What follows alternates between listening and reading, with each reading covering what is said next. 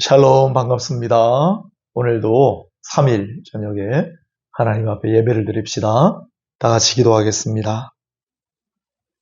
하나님, 바쁜 일상 가운데 다시 하나님을 바라보고 예배할 수 있는 마음을 주셔서 감사합니다. 이 예배를 통해 영광을 받으시고 큰 은혜를 베풀어 주시옵소서. 예수님의 이름으로 기도합니다. 아멘.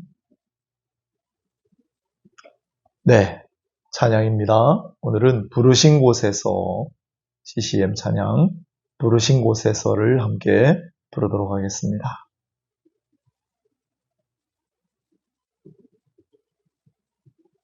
따스한 성령님 마음으로 부는 내 몸을 감싸며 주어지는 평안함 만족함을 느끼는 부르신 곳에서 나는 예배하네.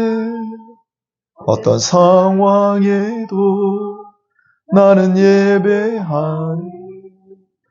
부르신 곳에서 나는 예배하네.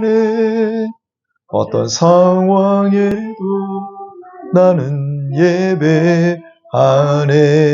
사랑과 진리에 사랑과 진리에 한 줄기 빛 보내 내 몸을 감싸며 주어지는 평안함 만족함을 느끼는 부르신 곳에서 나는 예배하네.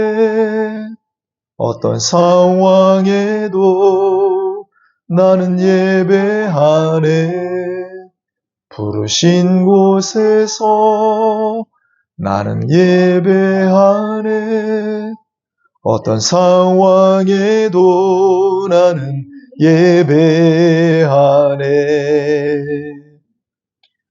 내가 걸어갈 때 길이 되고 살아갈 때 삶이 되는 그곳에서 예배하네.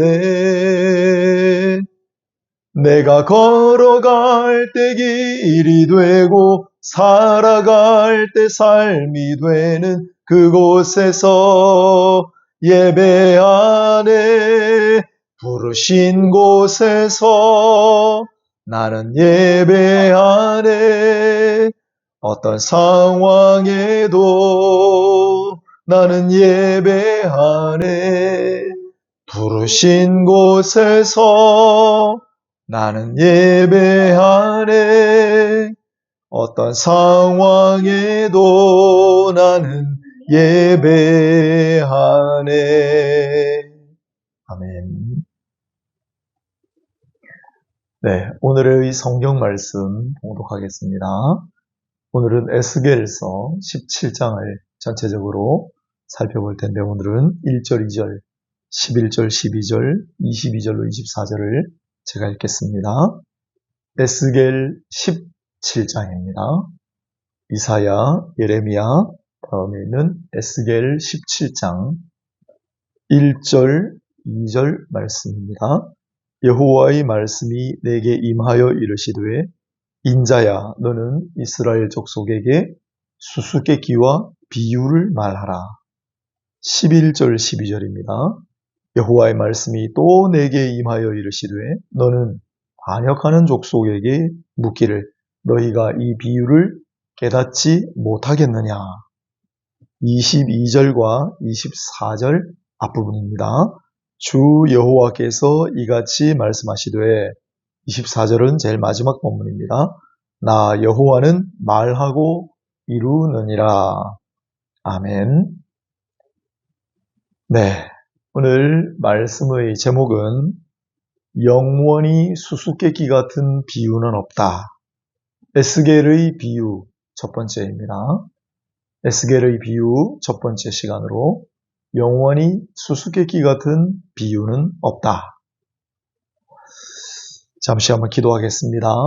하나님, 오늘 말씀의 은혜를 더하여 주시고 또한 우리가 간구하는 바를 들으셔서 하나님을 사모하고 바라보는 모든 하나님의 자녀들에게 위로와 능력과 또한 은총을 허락하여 주시기를 소망하옵고, 우리가 말씀을 붙잡고 기도할 때 기도 응답의 기쁨이 우리 안에 흘러넘치게 하여 주시옵소서.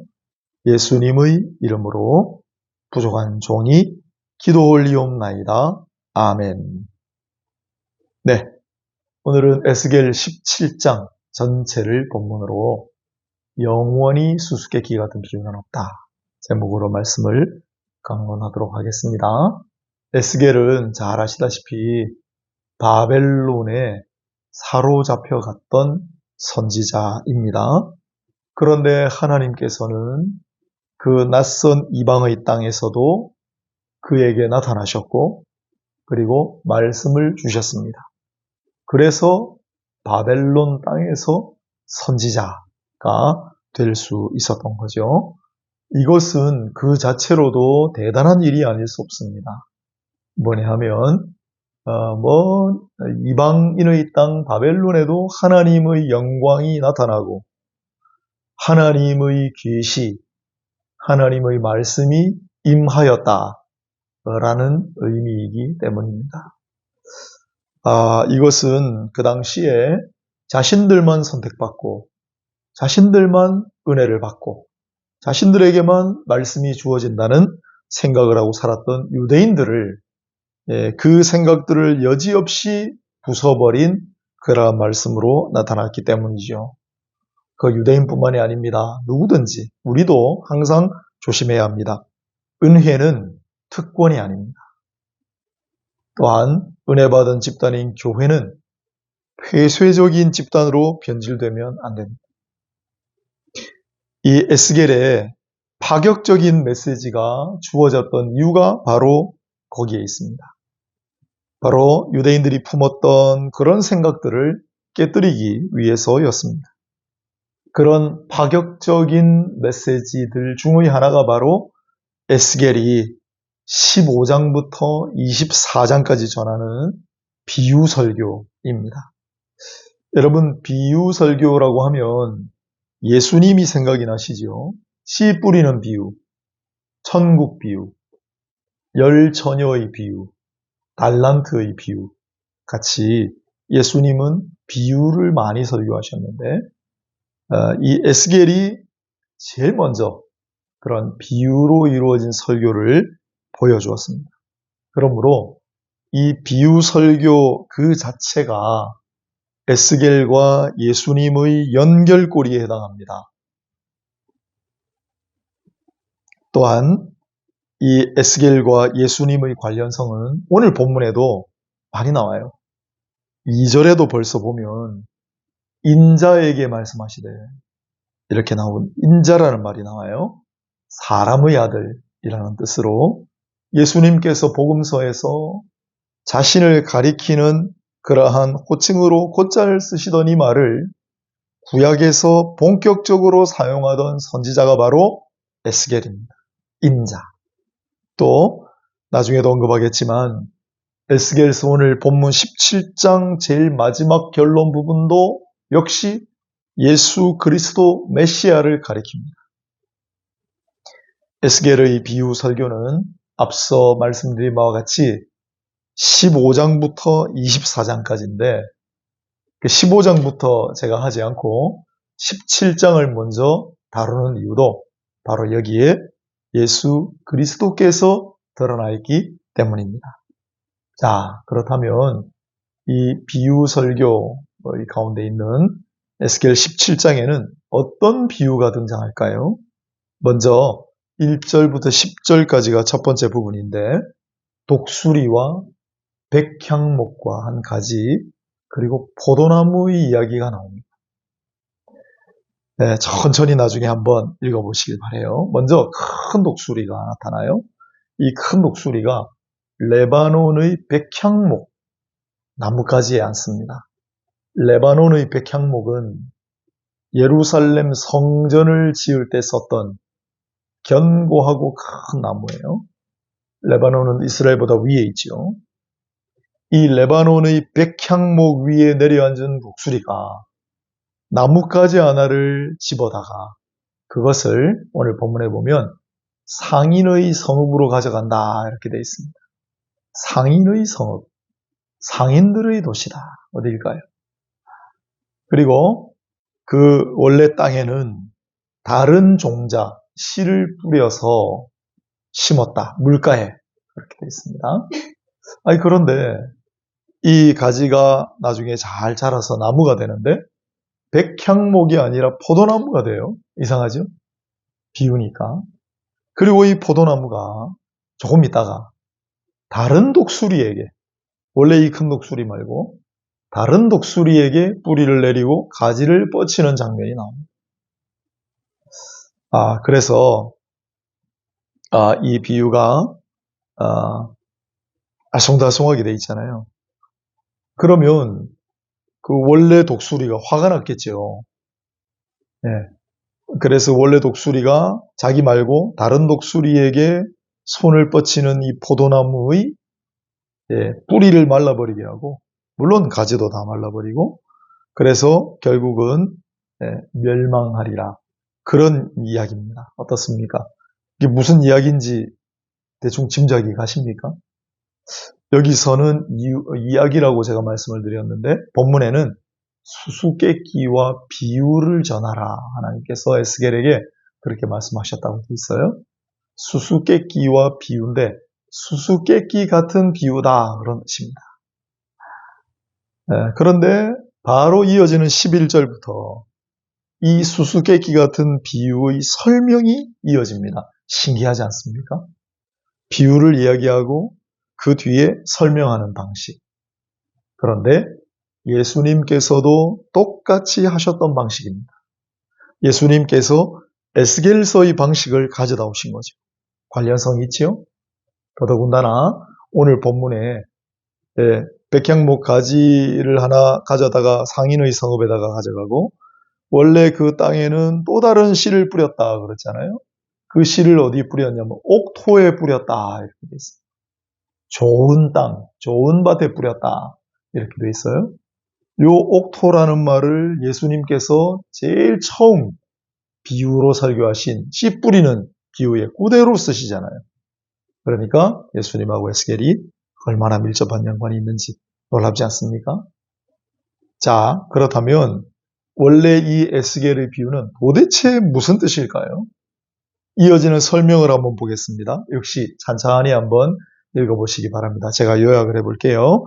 11절과 12절 앞부분의 말씀을 제가 다시 읽어보겠습니다. 여호와의 말씀이 또 내게 임하여 이르시되 너는 반역하는 족속에게 묻기를 너희가 이 비유를 깨닫지 못하겠느냐.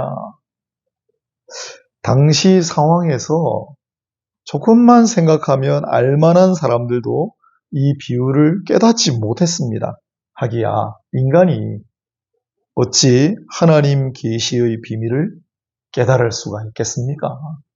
그래서 선지자를 통해 직접 비유를 쭉 풀어주십니다. 잘 들어보세요. 앞에 나온 큰 독수리는 바벨론 왕을 가리킵니다. 그 바벨론이 침략하여 백향목 나무의 가지를 하나 물어다가 가져갔다 그랬잖아요. 그건 이스라엘의 왕을 가리킵니다. 여호야긴이라는 왕인데 바벨론 왕이 침략을 해서 이스라엘 왕을 사로잡아서 바벨론으로 끌고 갑니다. 그 바벨론의 별명이 상인들의 도성이에요. 그리고 뒤에 나온 독수리는 그럼 뭐냐? 애굽의 왕입니다. 뒤에 나온 본문에 바로라는 말이 등장해요. 애굽의 왕을 바로라고 파라오라고 불렀잖아요. 그 뒤에 애굽 왕을 이스라엘에 새로 세워진 왕, 즉 그 땅에 새로 씨를 하나 뿌리고 갔다 그랬잖아요. 그 왕은 전 잡혀갔던 왕의 삼촌인 시드기야 왕을 가리킵니다.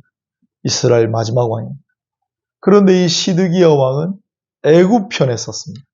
애굽에게 원조를 요청하고, 그래서 바벨론 왕이 화가 나가지고 이스라엘 침략을 해서 결국은 시드기야도 사로잡혀가서 죽고 이스라엘을 멸망해버리는 그러한 이야기다 라고 11절부터 쭉 풀어서 설명을 해주십니다. 이 당시에 이 비유를 듣던 사람들은 잘 몰랐지만은, 그러나 하나님은 다 알고 계셨습니다. 이스라엘이 바벨론 왕과 맺은 약조마저도 배신했잖아요. 사람들과의 맺은 약조도 배신하는 백성들인데 하물며 하나님과 맺은 언약을 지키겠는가? 이스라엘은 하나님과 맺은 언약을 배신했습니다. 그 결과 바벨론을 통해 하나님께서 이스라엘을 멸망하시리라는 예언입니다. 예언입니다. 아직 멸망하지 않았습니다. 이 에스겔이 오늘 이 계시를 받은 때는 그가 사로잡힌 지 6년째, 에스겔서는 에스겔이 사로잡혀 온 지 5년째부터 받은 계시로 시작하거든요. 그래서 쭉 읽으시다 보면 6년째 이것은 받은 말씀이다, 7년째 받은 말씀이다, 10년째 받은 말씀이다, 이런 부분들이 쭉 나와요. 그래서 앞에 읽어보면 사로잡혀 온 지 6년째 그리고 사로잡혀 온 지 7년째 사이에 받은 말씀인 것을 알게 돼요. 에스겔은 이 비유의 계시를 받은 지 한 6년쯤 있다가 사로잡혀 온 지 12년째 결국 소식을 통해 예루살렘이 이 예언대로 멸망하고 말았다는 그러한 사실을 알게 됩니다. 하나님 말씀대로 이루신 거죠. 그렇다면 오늘 이 본문 에스겔의 비유는 이스라엘 멸망의 예고일까요? 그것뿐일까요? 아닙니다. 그게 다가 아닙니다. 에스겔은 이후에도 20년 넘게 생존하면서 비록 예루살렘 성전은 완전히 부서지고 이스라엘은 멸망하고 말았지만은, 그러나 계속해서 하나님의 말씀을 받았습니다. 그 가운데 우리가 너무 잘 아는 에스겔서를 떠올리면 금방 생각하게 되는 마른 뼈가 다시 살아나는 환상 이야기가 있고, 또 새로 지어진 예루살렘 성, 그런 말씀들을 계속 받아요. 즉 하나님께서 이 에스겔에게 비유로 이러한 멸망을 예고하신 까닭은 멸망뿐만 아니라 동시에 회복을, 절망만이 아니라 희망을, 죽음만이 아니라 부활을 알게 하려 하심이라 하겠습니다. 사실 우리 인생 자체가 그렇지 않습니까? 이건 그냥 하나님 안 믿는 사람들도 하는 얘기예요. 예를 들어 볼까요? 괴로움이 끝나면 달콤한 날들이 찾아온다. 그게 고진감래라는 고사성어잖아요. 또 오늘 괴로운 일이 나중에는 좋은 어떤 일들의 소재가 될 수 있다. 이게 전화위복이잖아요. 세상 사람들도 그런 얘기를 해요. 하물며 하나님을 믿는 사람들은 어떠해야 하겠습니까? 하나님은 그를 믿는 사람들에게 소망을 두십니다. 우리에게 주신 영원한 희망이 바로 예수 그리스도였습니다. 그리스도 메시아였다는 것. 에스겔 17장의 마지막 부분이 보여주는 것이 바로 이 희망의 결정체인 그리스도, 메시아, 그리스도입니다. 보십시오. 22절부터 한번 보겠습니다. 나중에 또 자세히 읽어보세요. 22절에는 이번에는 독수리가 아니라 주 여호와께서 친히 백향목 꼭대기에서 가지 하나를 꺾어다가 심겠다라고 선포하십니다. 그리고 그 가지가 마침내 무성하게 자라서 큰 나무가 되어서 각종 새가 그 아래에 깃들이며 그 가지 그늘에 살리라라고 말씀하십니다. 23절이거든요. 어디서 많이 본 구절인데요. 네, 마태복음 13장 31절로 32절 제가 읽어보겠습니다. 또 비유를 들어 이르시되, 이때 비유는 천국의 비유입니다.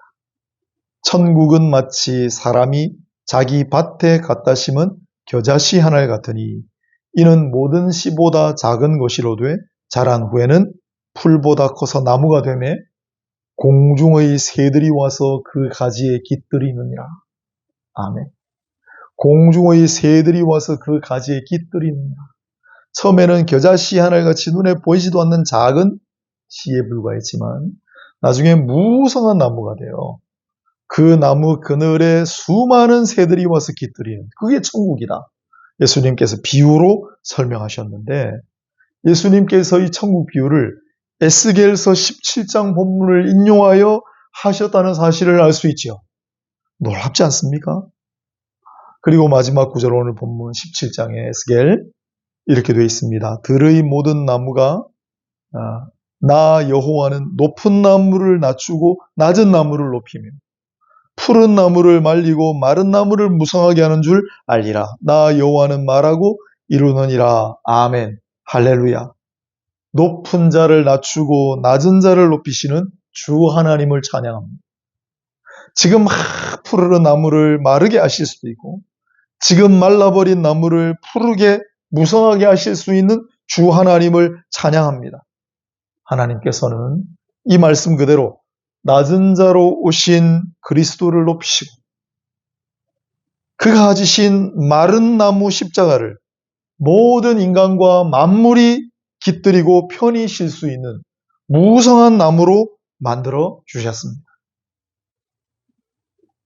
이 말씀은 낯선 땅에 잡혀와서, 여러분, 에스겔은 아주 지체가 높은 사람이었어요. 그대로 고향 땅에 있으면 나중에 제사장이 되고 모든 사람들의 추앙을 받고 그런 인물이었는데, 어느 날 머나먼 바벨론 땅에 포로가 되어 잡혀와 노예 같은 생활을 했습니다.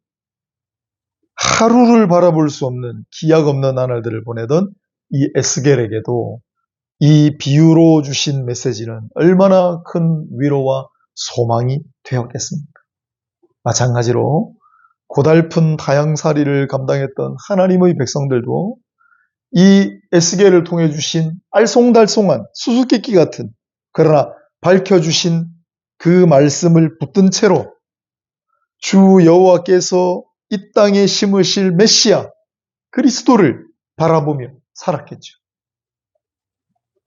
그렇다면 우리도 마찬가지가 아니겠는가? 하나님은 때로 우리가 알지 못할 일 가운데 당신의 사람들을 두실 때가 있습니다. 우리가 도저히 이해할 수 없는 그런 일들 가운데 우리를 내버려 두실 때가 있습니다. 하지만 오늘 비유 설교를 통해 우리가 깨닫습니다. 영원한 수수께끼는 없습니다. 때로는 우리가 도무지 이해할 수 없는 사건들이 일어나기도 합니다. 우린 간혹가다 이렇게 얘기할 때가 있죠. 하나님, 왜 제게 이런 일들이 일어나게 하셨습니까? 아무리 생각해도 이유를 알 수 없는, 난 그렇게 살지 않았는데 하나님, 왜 저에게 이런 일을 일어나게 하셨습니까? 하지만 영원히 수수께끼로 남는 비유 같은 일들은 존재하지 않습니다. 하나님 안에서.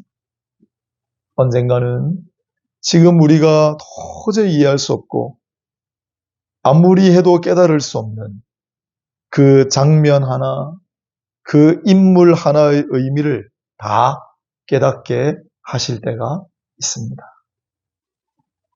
그 순간까지는 답답한 터널 속을 지나는 듯한 그런 느낌일 수 있습니다. 온통 먹구름만 가득한 하늘 아래 있다는 그런 느낌을 가지고 살아갈 때도 있습니다. 이스라엘 백성들을 보세요. 그런 캄캄한 동굴 같은 세월을 400년을 보냈어요. 에스겔 이후에도 캄캄한 먹구름만 가득한 하늘 아래 지나는 듯한 세월을 400년 이상을 보냈습니다. 하지만 마침내 수수께끼 같은 비유는 풀리고 예수님, 메시아, 그리스도이신 그분이 이 땅에 오셨죠. 우리도 마찬가지라는 거예요. 언젠가는 반드시 우리 인생의 터널도 끝이 나기 마련. 여러분 터널 안을 달려보셨지 않습니까? 캄캄한 터널을 쭉 가다가 마지막에 딱 끝나는 거 뭘 보면 알죠? 아, 빛이다. 빛이다. 구름은 영원하지 않습니다. 캄캄한 하늘을 덮고 있는 먹구름도 해가 뜨면 사라지기 마련이죠. 그런 마음가짐이야말로 정말 어떤 때는 수수께끼 같은 비유로 가득한 인생이다 라는 생각을 하고 살 때가 있지 않나요? 바로 이러한 마음가짐이야말로 터널은 언젠가는 끝이 나고 빛이 있고 먹구름도 언젠가는 사라지고 태양이 뜨고 그때에는 다 밝히 드러나리라. 수수께끼 같은 비유 같았던 모든 것들이 다 밝히 드러나리라. 그때는 세세한 장면, 인물 하나까지도 다 깨닫게 되리라. 그런 마음가짐이야말로 이 수수께끼의 비유 같은 인생을 살아가는 우리 그리스도인들이 가져야 할 신앙이 아니겠습니까? 기도하겠습니다. 하나님, 수요일 성경 강론 시간을 가지도록 하셔서 감사를 드립니다. 특히 우리 구약 성경, 신약 성경에서 정말 중요한 내용들, 카테고리 목록으로 묶여있는 내용들을 하나씩 꺼내서 살펴볼 수 있는 기회와 은혜를 주신 것을 감사를 드립니다. 오늘은 에스겔의 비유 설교를 첫 번째로 다루었습니다. 그 가운데 예수 그리스도의 흔적을 발견하게 하셔서 감사합니다. 우리 인생 답답할 때 있지만 그러나 우리가 어떤 마음가짐, 믿음으로 살아가야 할지를 알려주셔서 감사합니다. 모든 말씀대로 살아갈 수 있도록 우리에게 위로와 깨달음과 은혜와 능력을 더하여 주소서. 예수님의 크신 이름으로 기도합니다. 아멘. 우리 다 같이 찬송가 425장을 함께 불러보도록 하겠습니다. 주님의 뜻을 이루소서. 찬송가 425장입니다. 주님의 뜻을 이루소서. 고요한 중에 기다리니 진흙과 같은 날 빚으사 주님의 영상 만드소서. 주님의 뜻을 이루소서. 주님 발 앞에 엎드리니 나의 맘속을 살피시사 눈보다 희게 하옵소서. 주님의 뜻을 이루소서. 병들어 몸이 피곤할 때 권능의 손을 내게 펴사 강건케 하여 주옵소서. 주님의 뜻을 이루소서. 온전히 나를 주장하사 주님과 함께 동행함을 만민이 알게 하옵소서. 아멘. 광고를 하고 기도를 하겠습니다. 이번 주일 25일입니다. 25일 주일 오후 3시 새해 첫 한자리 모임을 프라미슬랜드에서 가지도록 하겠습니다. 준비물은 없습니다. 따뜻한 마음과 사랑만 한가득 또 서로를 사모하고 그리워하는 그런 마음 한가득 가지고 오시면 되겠습니다. 그날 우리 함께 모여서 또 서로를 축복하고 서로를 위해 기도하고 하나님을 찬양하고 하나님께 영광을 돌리는 그런 귀한 시간이 되게 하실 줄로 믿습니다. 네, 이제 이 시간 우리 함께 기도합시다. 오늘 받은 말씀을 기억하시면서 말씀의 은혜를 충만케 하옵소서. 말씀대로 살게 하옵소서. 우리의 기도와 간구를 들어주옵소서. 기도하시고요. 또 이 전 세계 상황이 참 좋지 못합니다. 곳곳에 전쟁과 또한 내란과 분쟁과 살육과 또한 환경 재앙과 어려움 당한 이들과 태국에서 열차 사고가 나고 많은 일들이 있습니다. 기도하시기를 바랍니다. 우리만 사는 것 아니고 은혜는 우리의 특권이 아닙니다. 우리는 폐쇄적인 집단일 수 없습니다. 함께 잠시 기도하고 제가 축도함으로 마무리하도록 하겠습니다. 거룩하시고 자비로우신 하나님, 오늘도 우리에게 기도할 수 있는 마음을 허락하여 주옵소서. 간구하는 그러한 마음을 우리에게 더하여 주옵소서. 우리만이 아니라 세상 살아가는 사람들, 특별히 어려움과 아픔을 겪고 있는 자들 위해 기도할 수 있는 마음을 내려 주시옵소서. 하나님, 이 시간에도 우리 주 예수 그리스도 이름 받들어 기도하게 하옵소서. 말씀을 붙들고 기도하게 하옵소서. 구하라 찾으라 두드리라는 말씀대로 소망을 가지고 기도하게 하옵소서. 각양 기도의 전문 들고 나아가게 하옵소서. 간절한 마음, 애잔한 마음 들고 하나님 앞에 구하게 하옵소서. 아픈 부위들 손을 얹고 기도할 때 낫게 하시는 은혜를 허락하옵소서. 하나님을 공허히 하는 자들 치료하는 광선을 보게 하셔서 외양간에서 뛰어나온 송아지같이 뛰어놀게 하옵소서. 하나님 오늘 시간에 각자 가지고 기도하겠습니다. 우리의 기도를 하셔서